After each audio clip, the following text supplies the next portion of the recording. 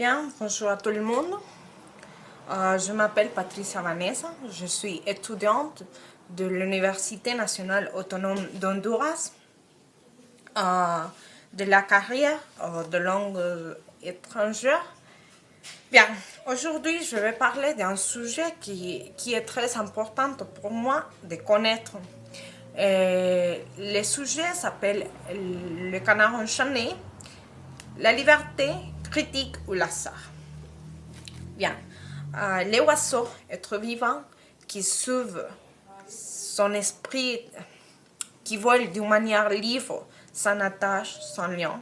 Cependant, l'homme, qui est aussi un être vivant, a perdu sa voix, sa manière d'exprimer sa pensée, sa liberté. C'est pour cela qu'aujourd'hui, je vais parler sur la critique d'une manière différente avec les canards enchaînés comme référence. Premièrement, je vais mentionner un peu d'histoire du journal, sa création et son développement jusqu'à l'actualité. Pour continuer, je vais parler sur la liberté d'expression dans la France, comment les citoyens peuvent exprimer son point de vue et s'il y a liberté pour dire ce que les gens pensent. Et bien, pour finir, je vais faire une petite comparaison entre les journaux de la France et les journaux d'Honduras qui font une critique d'une manière pareille entre les canards enchaînés. Bien, les canards enchaînés mélangent le journalisme satirique d'investigation et humorisme.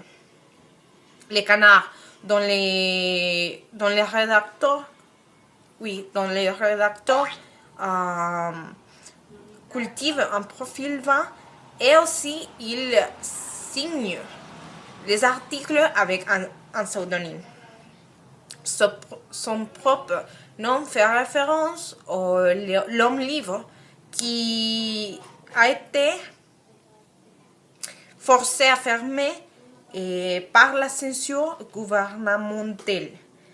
Mais les canards, dans le jargon français, veut dire journal. Son nom fait référence à la presse censurée et la presse tuée et la presse enchaînée, qui oublie parfois que la liberté d'expression, c'est là ou est là pour l'utiliser. Les canards enchaînés a été né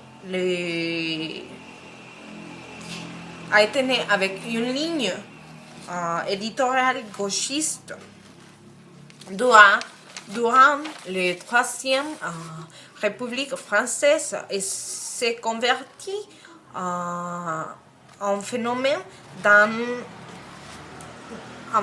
éditorial dans la quintième. Et le journal satirique, c'est le journal satirique plus ancien de la France et a survécu grâce à son indépendance financière. Bien, l'auteur du dictionnaire amoureux du journalisme,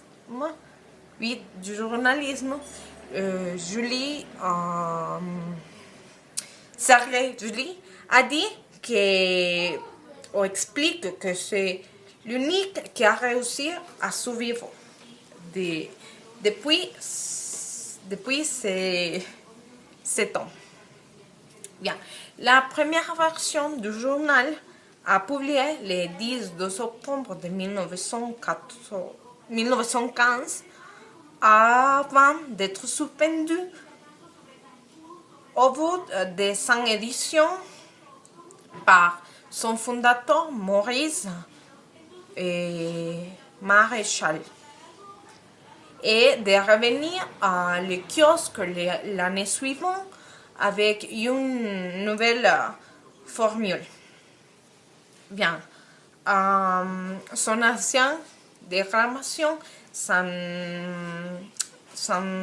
des photos et sans publicité. Les canards enchaînés, c'est une rare bestiole dans le monde de la presse et continue d'accomplir après un siècle d'existence. En France, son rôle est d'hebdomadaire satirique, révélateur des chiffons sales de le pouvoir.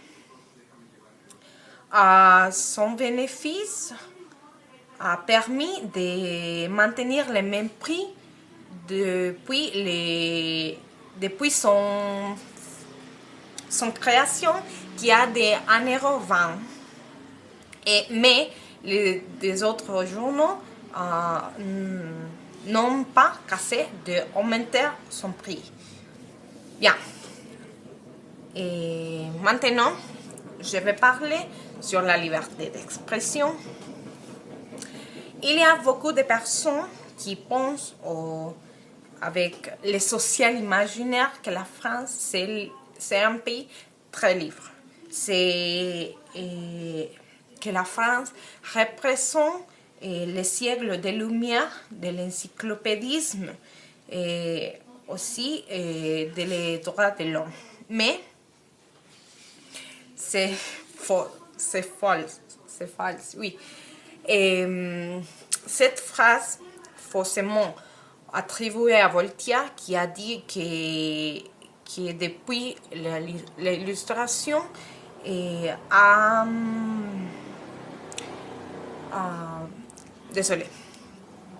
qui depuis l'illustration, elle a prometté qu'il défendra notre forme de pensée,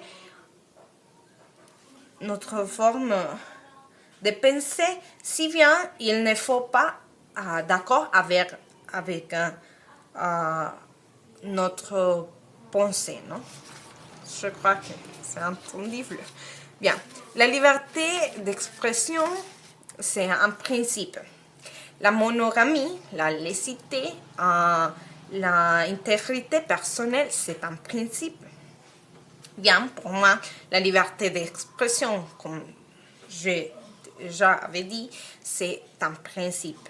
Mais la liberté, pour moi, n'existe pas dans l'actualité, ou bien, peut-être qu'existe, mais pour moi, n'existe pas. Et c'est impossible, d'un point de vue strictement logique, adhérer partiellement à un principe. Dans l'actuelle France, la liberté d'expression par principe semble inconcevable si vous n'êtes pas d'accord avec les gouvernements ou la presse.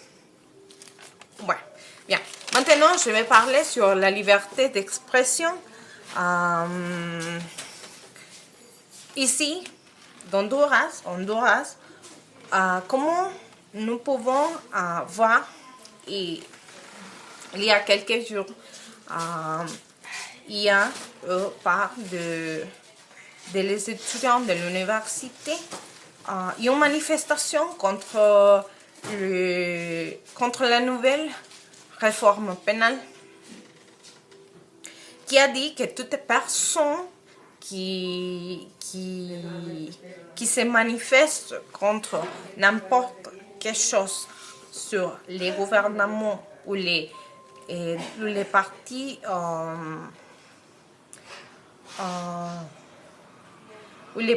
de... Comment ça s'appelle? Les partis... La politique des partis, c'est un terroriste. Bien, c'est incroyable la loi de notre pays, mais bien. Aussi, nous pouvons dire que la liberté d'expression n'existait pas. Autrefois, n'existait pas. Pour pas de les journaux. Pourquoi je dis ça?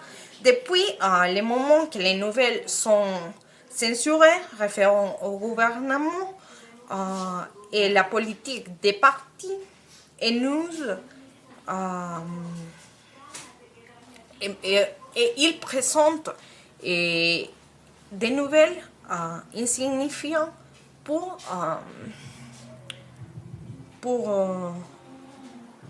aveuglant. Creo que se dice. Bien, je peux parler de ces sujets tous les journées, mais c'est un sujet très vaste. Bien, pour finir, je vais parler sur les journaux de la France et les journaux ici d'Honduras. Je vais faire une petite comparaison entre les journaux. Ici en Honduras, il y a deux journaux qui font un journalisme comme le fait les Canards Enchaînés, qui s'appelle el Tornillo Sin Fin et aussi el Libertador. Bien, ces journaux font un journalisme avec font un journalisme comme le fait les Canards Enchaînés, d'une manière satirique, d'une manière humorisme, avec beaucoup d'humorisme et aussi d'investigation. Mais seulement il y a deux journaux. Bien, merci pour votre attention et merci.